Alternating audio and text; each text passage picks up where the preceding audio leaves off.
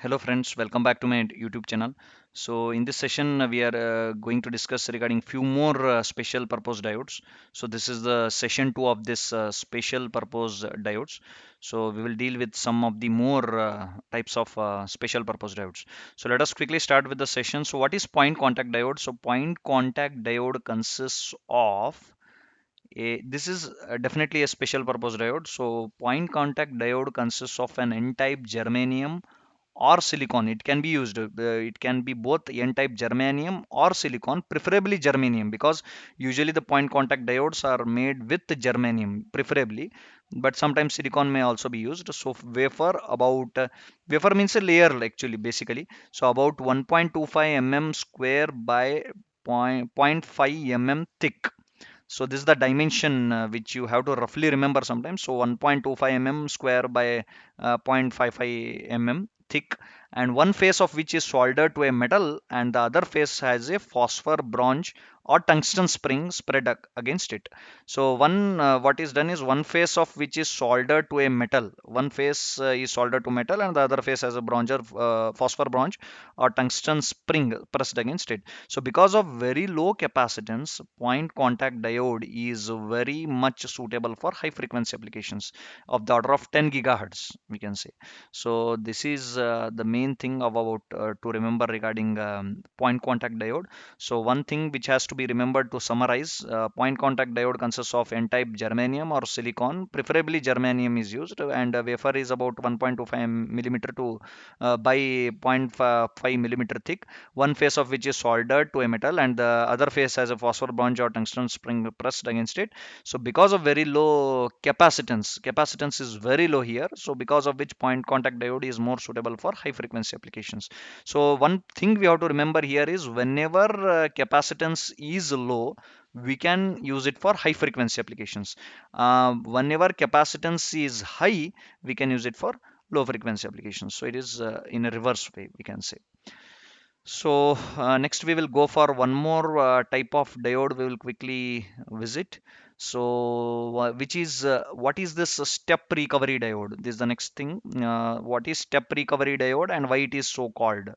So step recovery diode is a type of diode again. So step recovery diode is a voltage dependent variable capacitor diode, means capacitance keeps on varying in this particular diode with graded doping profile. Graded means somewhere it will increase or somewhere it's like graded, we can say it's graded, like somewhere it is more and immediately it is less, in that way. So the concentration of charge carriers decreases near the junction. That is why I told graded, because concentration of charge carriers, it is more away from the junction but it is decreasing near the junction, as we can say. That is why it is called as graded doping profile.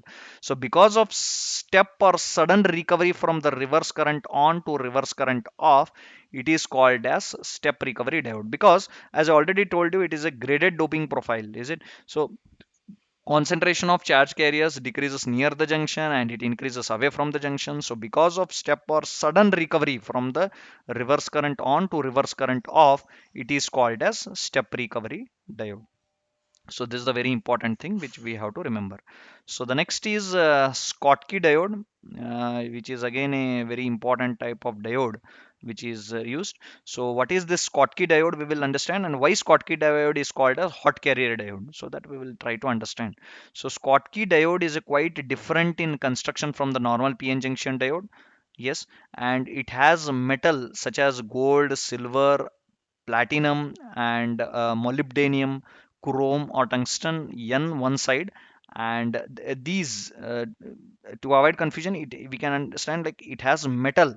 The metal can be either gold, silver, platinum, molybdenum, chrome or tungsten n one side, means this n side can be of gold, silver, platinum, molybdenum, chrome or tungsten, and n type, again the next one is n type doped silicon on the other side of the junction. In one side there is again n type of side which can be gold, silver, platinum, like that, and so on, and other side of the junction is again an n type on the other side of the junction, which is made up of silicon, which is n type doped.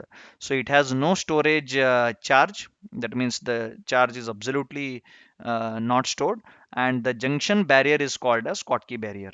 Okay, whatever junction barrier, there is no charge is stored in case of Schottky diode. That is very important to remember. And the junction barrier, whichever is generated, is called as a Schottky barrier. So points to remember in Schottky diode. Schottky diode is quite different from construction from normal PN junction diode.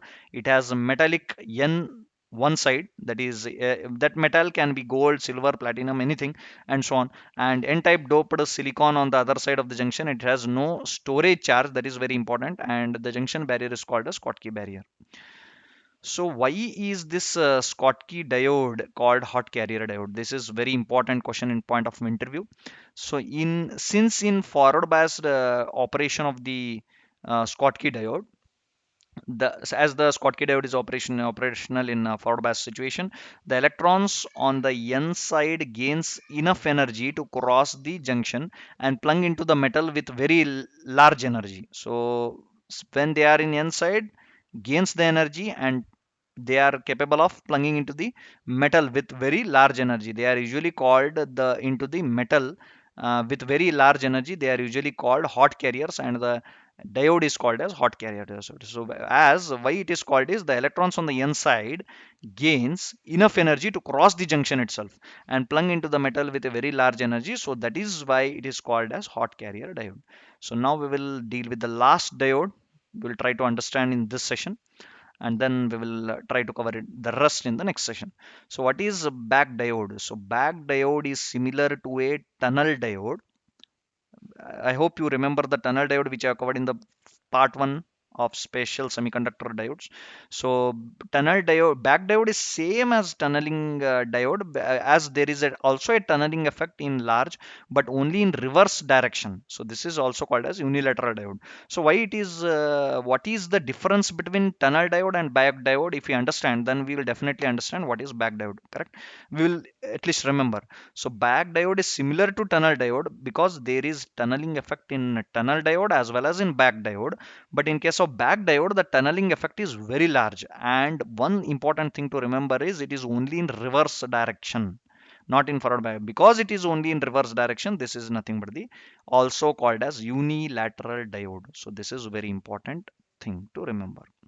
So this is all about important. So in this session we have discussed about types of diodes: point contact diode, step recovery diode, Schottky diode, and this back diode we have discussed. So in the next session we will discuss about few more diodes. So please do subscribe to my YouTube channel and press the bell icon to get the latest updates. And till then, thank you, goodbye.